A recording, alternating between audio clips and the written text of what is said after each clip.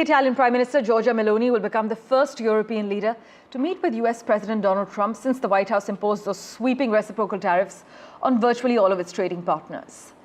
Her Oval Office meeting will represent a litmus test for the future of US-European relations as Brussels gambles on Meloni's friendly relationship with Donald Trump to secure a trade deal.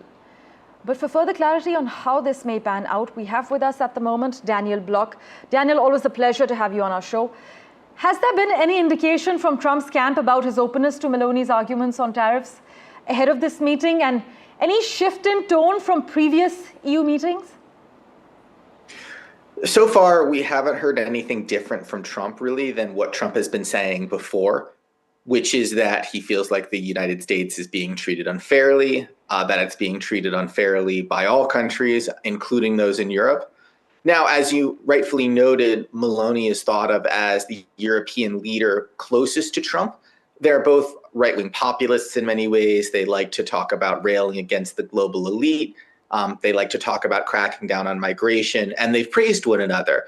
So in some ways, what this is going to be is really a test of the extent to which personal diplomacy can affect Trump's trade calculations. And it didn't at all, as we saw the first time when tariffs were rolled out. Right. There was no relationship, it seemed, between how much Trump liked a particular leader and the tariff rates that that country received. But now that the reciprocal tariffs have been walked back, that it's just a flat 10% tariff across most countries, and countries have been invited to bargain and barter with Trump for more favorable deals, we're going to see whether that personal connection and that personal touch can pay off. Right, indeed. We'll be keeping a close eye on all the finer developments. But some analysts, meanwhile, Daniel, argue that Trump's apparent preference to Meloni, it signals a shift towards bilateralism over multilateral EU engagement. What's your take? I think that it's true that Trump is always somebody who has preferred engaging with other states one-on-one. And I see that as an extension of his enjoyment of personal diplomacy, the fact that he likes meeting with another leader one-on-one and hashing things out in that way. So I think that's true. I think we're seeing a more bilateral approach to international relations under Trump than we saw under Biden.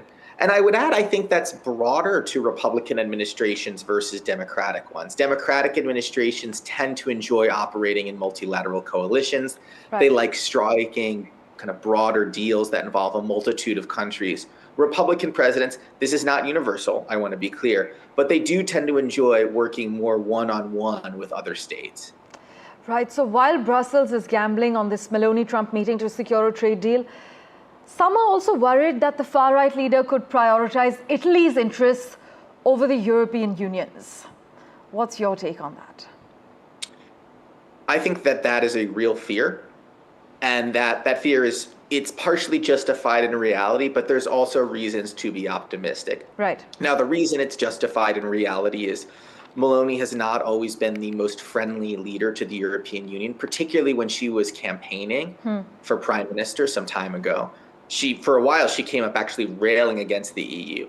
And it's worth noting, too, that her country, Italy, is a country that would be uniquely and disproportionately affected by tariffs, relative even to other countries in Europe. So for those reasons, I think the fears are warranted. If you're looking for reasons for optimism, it's that since coming to power, Meloni has kind of refashioned herself not as a Eurosceptic, but as a leader within the EU. She's somebody who has taken a very aggressive pro-Ukraine stance, has tried to rally support for Kiev among other European countries. And as we understand it, she has been in contact with other European leaders into the lead up to this trip. So right. I think there's also reasons to hope that she will, in addition to representing Italy's interests, also have some reason to look out for the rest of Europe. But again, we'll find out.